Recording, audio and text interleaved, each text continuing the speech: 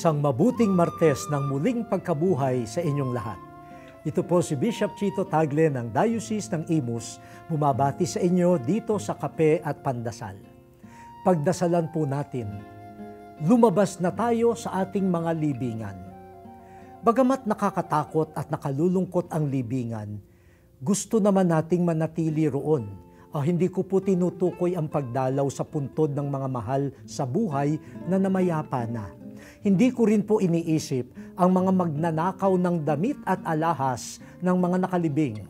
At lalong hindi po ang paggamit ng bawal na gamot at iba pang kasalanan na ginagawa sa mga sementeryo. Lahat po tayo may mga libingan.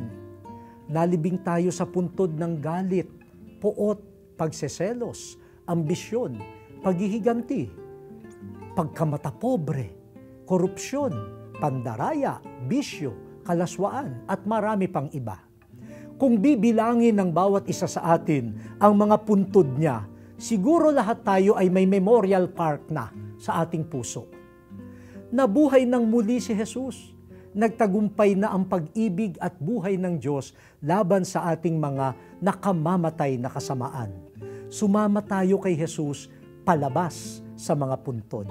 Mabuhay na tayo. Manalangin po tayo.